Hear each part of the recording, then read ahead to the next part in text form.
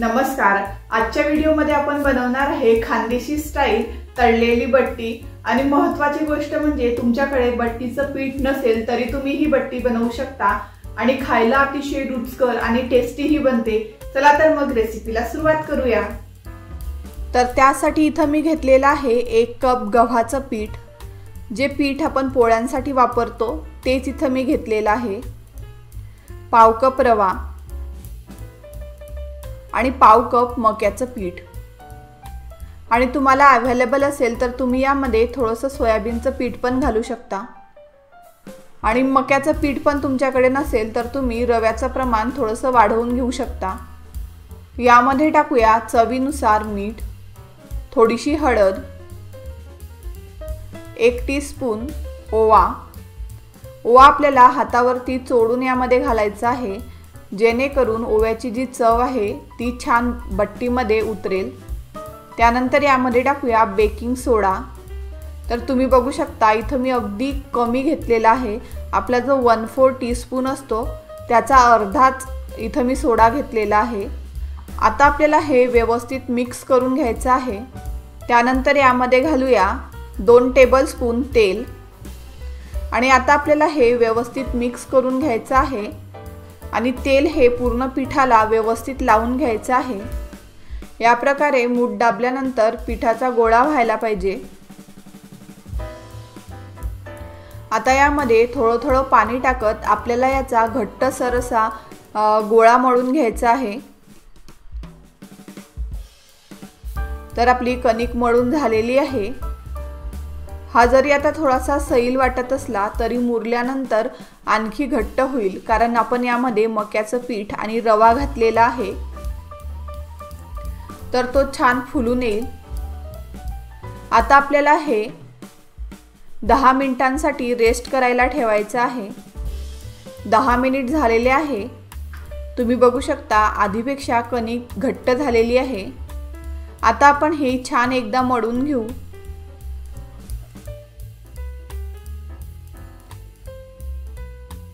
आता आपल्याला जेवढ्या आकाराची बट्टी बनवायची आहे तेवढे आपल्याला याचे गोळे तोडून घ्यायचे आहे।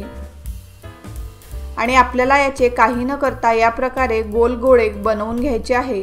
पंक्तीमध्ये याच प्रकारे गोळे केलेले असतात। याला काही लेयर्स वगैरे नसतात।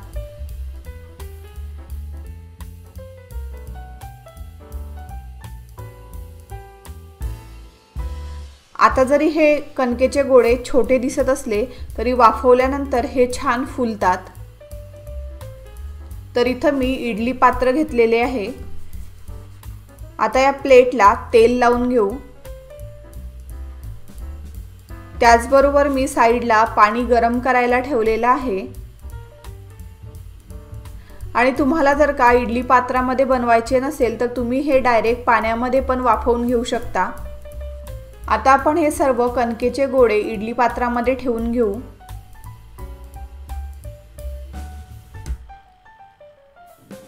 पाण्याला छान उकळी आलेली आहे। तर आता आपल्याला हे 10-15 मिनिटांसाठी छान वाफवून घ्यायचं आहे। आणि गॅसची फ्लेम ही मोठीच ठेवायची आहे। तर झाकण काढून बघू। तुम्ही बघू शकता बट्टी आधीपेक्षा छान फुललेली आहे। तर इथं मी टूथपिक घेतलेली आहे। आपण हे चेक करून बघू। तुम्ही बघू शकता टूथपिक अगदी क्लीन निघालेली आहे।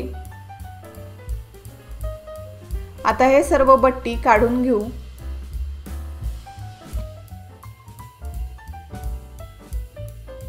यानंतर आपल्याला हे बट्टी पूर्णपणे थंड करून घ्यायची आहे। तर हे थंड झालेलं आहे। आता आपण हे कट करून घेऊ। गरम असताना आपल्याला ही बिलकुल कट करायची नाही, पूर्ण थंड होऊ द्यायची आहे। तुम्हाला हव्या त्या शेपमध्ये तुम्ही कट करून घेऊ शकता। या प्रकारे चौकोनी पण तुम्ही कट करू शकता,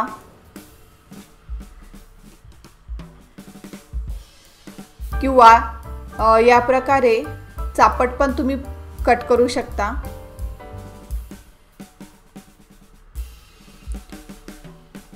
तर सर्व कट करून झालेला आहे। तर बट्टी तळण्यासाठी तेल मी आधीच गरम करायला ठेवलेलं होतं। आता आपण बट्टी तळून घेऊ।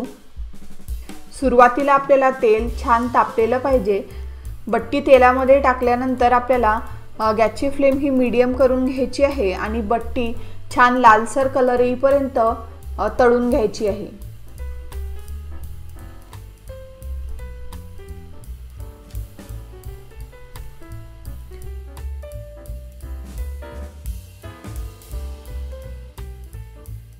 तर बट्टीला छान गोल्डन लालसर कलर आलेला आहे। आता आपण बट्टी काढून घेऊ आणि राहिलेल्या सर्व बट्ट्या तळून घेऊ।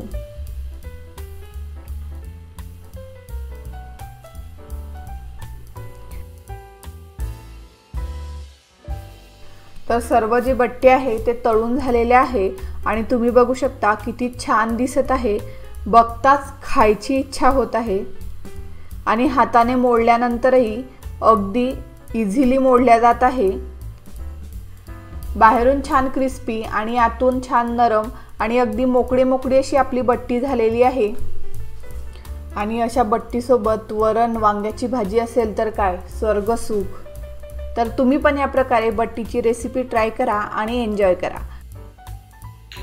जर तुम्हाला ही रेसिपी आवडली असेल तर लाईक करा, शेअर करा, कमेंट करा आणि हो, चॅनलला सबस्क्राइब केलं नसेल तर लवकर सबस्क्राइब करा।